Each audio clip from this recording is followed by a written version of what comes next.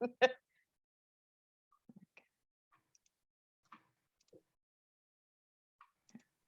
right. Hello, good morning, good afternoon, good evening, good night, if you've just not fallen asleep yet, and whoever you are and wherever the time zone you're watching, welcome to my YouTube channel. I am Nisanka. I help parents to connect with their children, and I have got a very interesting guest today. And Shaileen and this is Shaileen Shah, who is a mindset coach, mainly working with the positivity. So we've got lots and lots of interesting things to learn. I think we met through a group, didn't we? Asian group or something. I commented and you contacted me and said, would you like to be interviewed? I was like, yeah, hell to the yes to that one. And we've been sort of keeping in contact ever since. And I've loved, having conversation with Shaileen, very insightful, very positive, as you can see, and very helpful as well. So, so we're going to talk about something that might be helpful to you today. So without further ado, I will pass the virtual microphone over to Shaileen, so you can introduce yourself and tell me what you're going to talk about, and we'll take it from there. Thank you. Perfect. Thank you for that, Nisanka. Thank you for the introduction and the opportunity to share here. Appreciate that. And the first thing I'll share is Nisanka introduced me as a mindset coach. So that is an element of the work I do, but the role I label myself as is a happiness speaker, trainer, and coach. So it's all the elements of speaking about happiness, training people on how to be happier, and coaching people who want to take it further to develop habits. And all of that obviously then involves a shift in mindset, or that's what comes about. So you're not incorrect in what you're saying, but the way I've labeled my role is in that manner. And so happiness is what I talk about, and I'm trained in the science of happiness.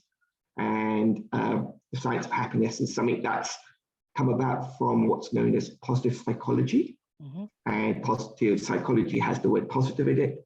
And so both of those are related to positivity and positive emotions, which is what we're going to explore today. Okay, fantastic. Thank you very much. So I'll kick it start with a very interesting question that just came to my mind.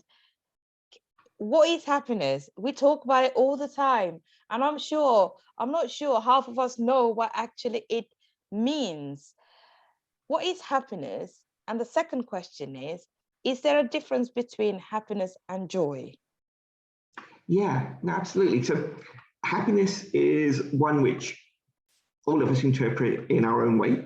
And that's why it's sometimes difficult to nail down and label what happiness is. Some people feel happiness is just a fleeting emotion, a fleeting feeling. For myself, and also the work that's done in the science of happiness and also the old ancient wisdom, happiness is a lot more than that. So it's not just that temporary feeling. Happiness is something which is for us to work towards, for us to pursue, for us to be, and it's something that comes from within, and there are ways that we can bring that forth. So happiness is more than a feeling; it's a sense of well-being, that our life has meaning and purpose, and a sense of contentment. So some of these are some of the words which have been shared by happiness researchers, sharing what and defining what happiness is. That's one aspect. And another example I'll give is Mahatma Gandhi. What he shared was happiness is when what we think, what we say, and what we do are in harmony.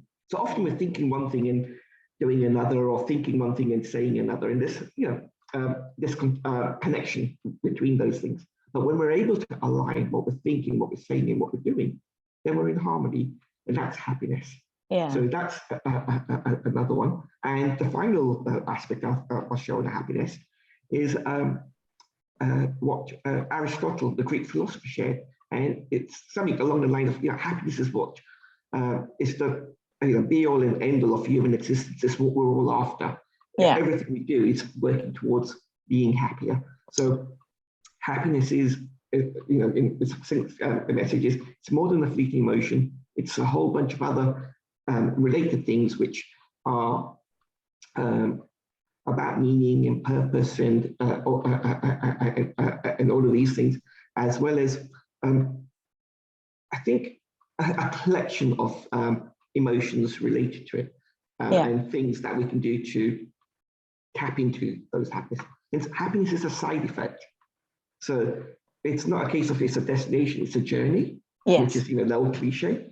And the things we do, the result of those is what happiness is. So we can't go really, towards saying, okay, I want to head towards happiness, but the things we do can result in experiences of happiness. If that makes sense. Yeah, absolutely. Fantastic. Thank you very much. So it's not like we can walk into a pharmacy and go, can I have an ounce of happiness? You've got to work towards it, and it is a byproduct or a side effect, or however you want to put it across, of what we do, and our purpose and our life purpose being in alignment with what we do and what we think. Yeah, and just I think to give that slightly more distinction, there's what's often people have that like I said, go to a pharmacy, maybe pick up something that lifts you up temporarily, or you have enjoying ice cream that gives you some pleasure.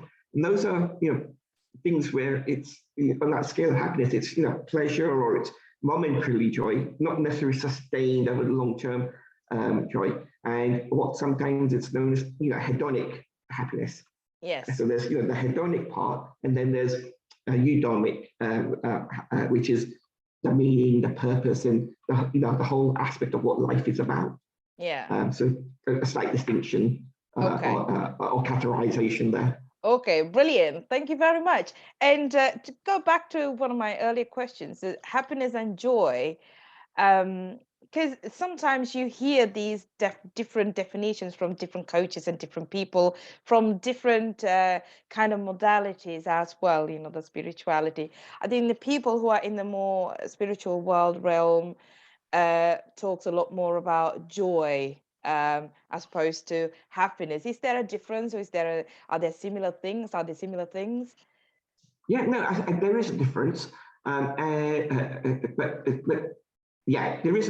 For me, there's a difference. So as I mentioned, happiness, you've got pleasure on one side, and if you think of happiness as a scale, and that we can have different levels of happiness, then you've got the pleasure and those things on one area, and you've got no happiness at the other end, which could mean frustration and resentment and depression.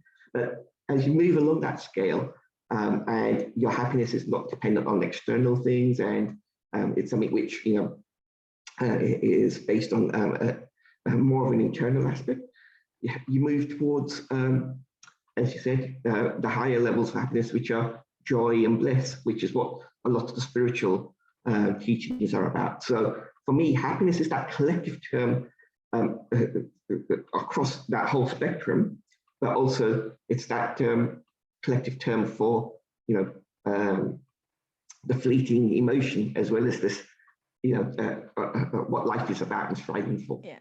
Okay. So I think this is $1 million question. If happiness is a process, and if happiness is us being in alignment, like you said, hedonic happiness, and you said another word and I forgot now. Why aren't people happy? Yeah, no. So it's some of it's circumstance, and some of it is choice. So choice is a big thing that we can work with. So when they've looked at happiness, and there's a researcher called Sonia Lyubomirsky, who's one of the top most researchers in that happiness, and written some books about, and she drew this pie chart to say what contributes to our happiness levels, and 50% of it is our ancestors, so our parents and our grandparents. So they contribute a 50% level to it. So if I were to ask you on a scale of 0 to 10 how happy you are, you give me some number, and 50% of whatever's contributing to that happiness, we could say, is from the ancestors. 10% is our circumstances. So it might be a pay rise, a new job, or a loss of a job, or being stuck in a pandemic, or a new relationship. All of these things can contribute to our happiness, but that's 10%. But what we tend to do is put all of our focus on that little 10% area. I was just going to say, that's where we focus a lot of the time. Yeah, so we're focusing on that. And like I said, the ancestors and stuff, there's nothing we can do about. Circumstances are circumstances. And there's 10% of that, but 40% of it, so almost, let's say half, but 40% of it is things we can control, which is what goes on inside here. So it's our internal state of mind, it's our mindset, it's the practices that we do. And what I share is to say, what we want to do is we want to spend 100% of our time, energy, and attention on that 40% that we can control. Yeah. The things we can't control, so we don't worry about those. So it's a nice sunny day today. That helps people be happy. I can't control the weather to say if it's sunny or not, but what I can say is, okay, it's a sunny day. So what I can control is make sure I'm able to spend some time out in the sunshine and enjoy that. And if it's a rainy day, I can enjoy it and say, at least I don't need to water the garden today. So, the perspective there. Now, that 100% on that 40% that we talked about, that the 100% we want to put into that is things we can control. So in controlling these things, what we do is there's various practices and things we can do, many that we already know often that we are doing, but we may not realize. And what these things, practices and activities do is they help release the happy chemicals into our system. Many of us would have heard of these happy chemicals. There's dopamine, there's oxytocin, there's serotonin, there's endorphins, and there's a few others. But those four help spell out, an acronym called DOSE. The dopamine, oxytocin, serotonin, and endorphins spell out DOSE. What happens is when we are low on these in our body and in our system, we can feel sad, we can feel depressed, we can feel lonely, we can feel anxiety, we can feel, disconnected. We can feel all of these things, but and also what can be more prevalent are the stress chemicals like cortisol and adrenaline, which cause us, fear, flight, and those kind of aspects. But what we can do is we can boost those happy chemicals in our system so that the levels rise, and two, they can help flush out the stress ones.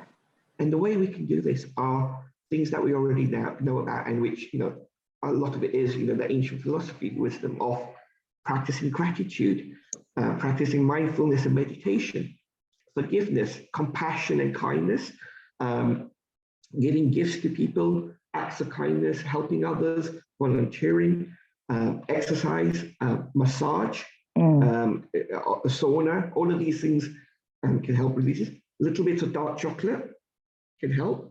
So all of these things are, and you've known, chocolate is, something which helps us boost our mood and helps us feel good, and it's releasing serotonin. And we can generate that by these various practices, as well as maybe having a little bit of dark chocolate now and then. And, serotonin is also one of the key ingredients, which is in the antidepressant Prozac. So that's given to people who are feeling depressed to help lift their serotonin levels.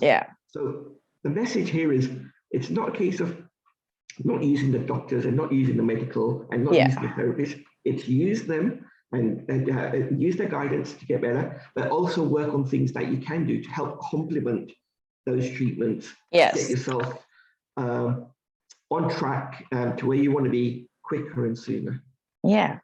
Thank you. I picked up on three things. I thought we'll dig a little bit deeper, just to get some clarity on and bring another angle to it as well. So a couple of things. And I love the fact that you pointed out it is only 10% our environmental factors that affects our happiness. Unfortunately, most of us pay attention to that 10% and we're forgetting the 90%. And did you say 50% is generational and sort of ancestral? And there's obviously a a great deal of work that we can do with the generational trauma, and we can let go, because we inherit generational trauma through the DNA sort of genetic code, and through our DNA sort of energetic field. Good news with that is also means we don't have to feel powerless about the generational trauma. So we can actually empower ourselves. We can make a choice to let go of the generational trauma, but without the again, that taking that responsibility. It is my responsibility to do that. But flip the mindset. Actually, I'm going to heal so I can let go of, rather than saying I'm going to heal my ancestors. So that comes from a very disempowered place. But if you actually empower yourself and go, actually, I'm going to cut the codes right now, so I don't carry this, and I'm not going to pass it down to my children, and we can actually keep healing our generations. I mean, let's face it, like, generations, if you talk about it, we're riddled with you know, our history is tainted with wars and trauma after trauma after trauma. And I think we're living in a better society right now, and we can continue to work on improving it. So that's one thing. And you mentioned about chemicals. I think there's a lot of myth busting going on around it, and chemicals are vital. One of the earliest things I've heard about mental health and, you know, depression, anxiety, one of the theories that's been set, or a myth still persists in our field, is that it is our lack of, it is the chemical imbalance that makes us depressed and anxious, which has actually been proven wrong. So happiness chemicals are really important. There's a reason why unhappy chemicals like serotonin, stress chemicals, serotonin, adrenaline, remain within us. It's because subconsciously there's a trauma that's still going on. There is a negative belief still going on. And if we can get to the subconscious levels and work with it, then we can let go of that. You know, just the same way we let go of generational traumas, we can let go of some of the narratives that we're playing and reinstate some positive beliefs, which will then, in return, start pumping in all the good chemicals that you were talking about, the happiness chemicals. And I love what you said about vitality. You will love what you said about, that's where you mentioned about work with doctors, work with the therapist, you know, do the deeper work so that you can let go of some of those things. But it's all about vitality, isn't it? You can't go to a therapist and come home and just say, yeah, I've just been to the therapist, I'm going to get better. That's not going to work like that. Again, you have to empower yourself and take actions. You go to a therapist, you let go of some of the, not let go, you process some of the emotions that's been suppressed, and then go for a nature walk, like you said. Combine them together with healthy food, nutrition, then you're aiming towards vitality, which is where you mentioned about this long-lasting happiness, and then going towards the joy and the blissful living. So it is possible. It's doable. Yeah, yeah, and with that, I think my message is, you know, put your 100% effort into the 40% you can control. So the things that you can control, and it's, you know, the serenity prayer. You know, God, give me the serenity to accept the things I can't change. Yeah. The courage to change the things I can, and the wisdom to know the difference. So we want to put our energies in the things which we can control and which we can change, and not on the things we can't shift or change. So that's one part. The other thing is the therapist, the coach, or the medication are things which help, but we've got to do the work and the effort ourselves. Absolutely. They can guide us, they can support us, yeah, but we've got to do the work and the effort ourselves. And hence, you know, with like the role I shared, you know, I'm a happiness speaker, trainer, and a coach. So speaking, I'm sharing about it, and some people will click on, some people will hear the message, some people won't, and some people will take action on those. The training part is, you know, if you want to take it further and have some training on it, we can work, and I can, it's not just the what, it's the why and the how coming through. And then the coaching is if you want someone step by step with you, supporting you through that process, holding you accountable, that part comes in. So depending on what you want and what you need, all of those are, aspects which can happen and work. So, but at the end of it, with all of them, you've got to take those steps. You've got to do the work. You've got to do the effort. So often people go to a talk, get inspired, and take no action. They're motivated, no action. And that's where, the building of habits comes in, which is, the other part that's I'm about. So Happy Life Habits is the company I founded, and it's positively impacting happiness and well-being levels. And so habits are the things where it's focusing on that process of that 40%, putting 100% energy into there, and the things that we can control, and we can build positive habits to support us and empower us, or we can let disempowering ones or negative ones be there. Yeah. So you've brought us to a really good point. Habits. What are the happiness habits? Yeah. So I draw upon a lot of the work that Stephen Covey has done on the 7 habits of highly effective people. That's been a big influence to me. James Clear's Atomic Habits, as well as Charles Duhigg's work and a few others, BJ Fogg and that. So I've looked at some of these things and heard about some of these things from others, coaches and speakers, and experimented with those. So what habits are? They are knowing what to do. So knowing what to do, and why you want to do it, how you want to do it, and then the desire to do it. And where they all meet is where habit is. So it's skill, knowledge, and desire intersecting. Yeah. So knowing what to do, having the skill to do it, and then the desire to do it. So for example, we all know eating 5 fruits a day is good for us, or doing 10,000 steps is good for us. Most of us have the skill to be able to do those things, go shopping, get some fruit, or put on a pair of trainers and go for a walk. But the desire part is the thing that could let us down, where we don't have a strong enough why on those. But where they all intersect is where a habit is. And initially, to build a habit, we've got to do conscious effort and rewire the brain and build a new neural pathway. And that's, the mind shift of happening, and it's repetition and practice and these things. And so a lot of these practices, are recommended to be done daily, like journaling, like gratitude, like meditation, and like, going to the gym to build a muscle. You've got to do it regularly. And that helps rewire the brain. And in that rewiring, a new pathway is created. And over time, that new pathway then, in a way, becomes habitual or automatic. So it takes less conscious effort for us to tap into it.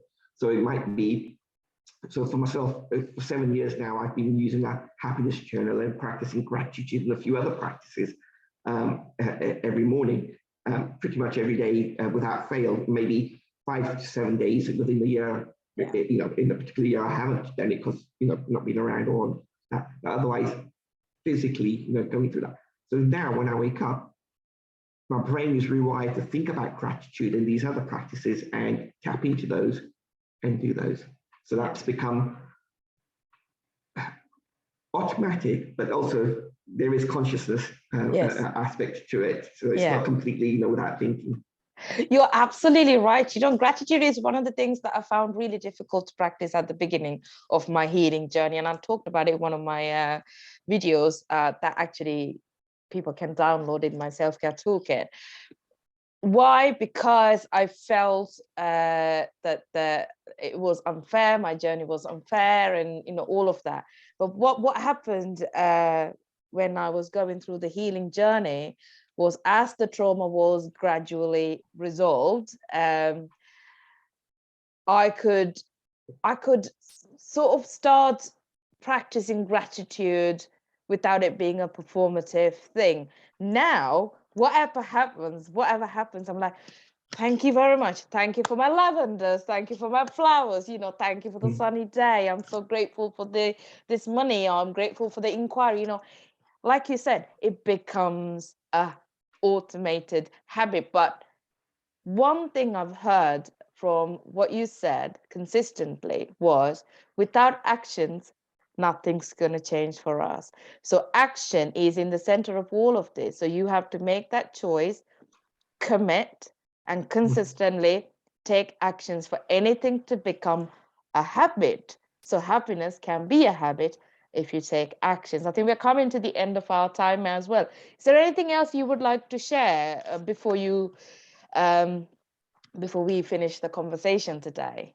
Yeah, no, absolutely. So you're spot on of, choice and decision and action and repetition for that. Well, awareness as well, being the initial on that journey. What I'd like to actually share is, I haven't explicitly shared why we want to practice positive emotions and gratitude and these things. So I've touched upon it a little bit, but I'll explicitly state 3 reasons why I love these. So one is, when we are positive or in gratitude or in peace or in love and feeling those feelings, we can't at the same time feel anger, frustration, depression, or resentment. So when we are feeling the positive emotions, we can't feel the negative at the same time. There isn't room for both to sit at the same time. One can sit, feel it, and then the other one can come, that's fine, but both can't be there at the same time. So more often that we can feel and tap into the emotions that support us and that we want, there's less room for the others. And the more often we have that, the more moments of that, we have that, those moments add up to minutes, to hours, to days, to weeks, to months, and to a lifetime, which becomes more of a happier life than a not so happy life. So that's one part. The second is that what the science has shown, and the researcher called Shaileen, that when our brain is on positive, it's 31% more productive than when it's negative, neutral, or stressed. Yeah. And I've suffered work-related stress and calling in and not going into work because I just couldn't function or think. Yeah. And when we've been under stress and the fight and flight has kicked in, our brain shuts down and doesn't necessarily help us make the best choices. But when we're in that positive realm, the brain, the learning centers are opened up. Dopamine does that, gratitude does that, and it allows us to make wiser choices. So that's, and be more productive and do more of what we want to do. So that's there. And the third is resilience. So our ability to bounce back. Life is going to throw us curveballs and challenges, but by building these positive emotions, what we are able to do is not fall as far. And when we do fall, we're able to bounce back quicker. So those are some of the reasons why I love these positive emotions and what I've experienced from my own self. Yeah. And I'll share one last story. Just go ahead. Yeah, of course. And this is a story that many of you may have heard, and it's a great one to share with the kids as well. And it's the story of the 2 wolves. So there's an Indian Cherokee chief, a really old Indian Cherokee chief, and he's got his grandson with him, and they're walking out in the woods, and the chief, points and shows his grandson there's 2 wolves in the distance fighting each other, and they watch for a little while. And the chief, the grandfather, says to the little boy, see those 2 wolves fighting? Similarly, we have 2 wolves fighting, inside us. There's one, they're inside me, they're inside you, they're inside everyone. These 2 wolves, are constantly fighting. And the boy looks intrigued and says, tell me more. And the grandfather says, one of those wolves is anger, resentment, frustration, jealousy, all of these, negative emotions being there. And the other is, love and peace and tolerance and joy and gratitude and grace and all of these and love and all of these, positive emotions. And they're both, having a fight. And the boy, ponders and thinks for a little while. And then he asks his, grandfather, the chief, the wise one, which wolf wins? I was just about to ask the same question. Who wins? Yeah. And the wise Cherokee, with a smile on his face, says, whichever one you feed. So if we feed, oh my God, yes. or feed our positive ones. And that again comes down to choice. Yes. So we can choose to be happy, we can choose to be negative, or we can choose to be positive. The last caveat I'll share on that is, I'm not saying that you be positive all the time, and I'm not saying that you ignore the negative emotions or the other emotions we feel. We've got to feel the whole emotions of life. Absolutely, they all have a purpose. But what I'm saying is, we sometimes let ourselves linger on some of these disempowering emotions longer than we need to, and we hold on to them for more than we need. But if we raise our awareness, we can choose to do things which tap into that 40%, which allow us to shift our mindset and shift away from those emotions to allow us to move forward. Thank you for that. Is the closing message. Yeah, particularly for that, everything is just so diamond, they're all golden nuggets. Last point is so vital for anybody who is listening, thinking, oh, I'm feeling sad right now, so I've got to start forcing myself to feel. That's toxic positivity. Allow the range of emotions, experience them, feeling it. Your body knows what to do when you allow it to happen. And then it's just, like I said, feed happiness. Yeah. Feed things. And so go on, you were going to say that. Yeah, so absolutely with that. And if before we have a challenge or an issue, if we are able to put some of these practices into our lifestyle of mindfulness, of meditation, of forgiveness, of gratitude, of a sense of connection and kindness, and we're able to do those, put these into play and build them up as regular and create those new pathways, what it means is when we are feeling sad or frustrated or anger, we're aware that, okay, we can feel something else and we can click into those and use those tools to move forward quicker, because we've built up those routines. Absolutely. If we haven't practiced them or we don't have them in our toolbox, then we can't use them. No, absolutely. Thank you very much. Is anything happening in your life right now in terms of your business and the things that you do that you would like to share with viewers? Yeah, no, absolutely. So on a regular basis, we have a 30-day gratitude and journal habit immersion training course. So it's a full 30 days from the beginning of the month to the end of the month, using a hardback journal to help train people build these positive habits. Fully supported, accountability built in, and a private Facebook group. So if you want to build these positive habits of gratitude and other ones which support you at the start of the day, at the end of the day, 10 minutes a day, we can help you with that. So that's one thing.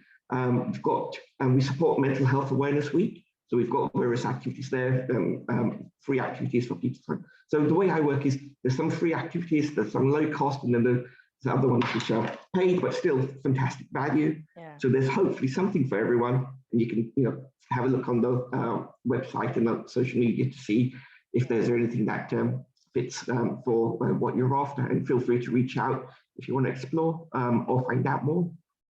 Brilliant. Thank you very much. One last thing. Can you give your contact information, where to find? So if anybody's just listening on the car or something, they don't have to read, and then they can hear what you're saying. Yeah.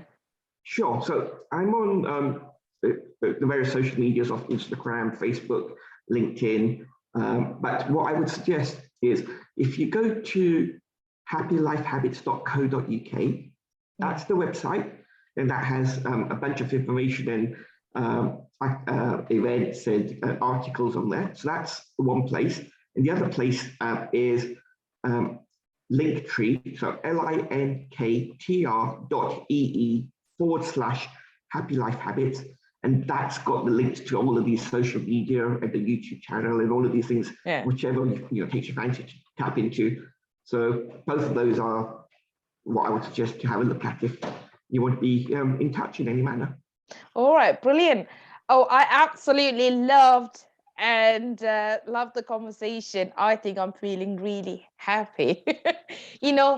When you engage in a happy conversation, something happens, your mood is lifted anyway. So thank you very much. And I'm so grateful for this, spending your time, valuable time, and letting me interview you. So thank you very much. And if anybody wants to get get in touch with Shaileen, you know where to go. And if anybody wants to get in touch with me, anything relating relationships, anxiety, depression, parenting, I'm here too on Nisanka at coachingwithnisanka.com. And my website is www.coachingwithnisanka.com. There's a lot of free resources right now that you can download if you go to my website, self-care toolkit, reduce anxiety, and 6 steps ebook for parenting. So do check it out.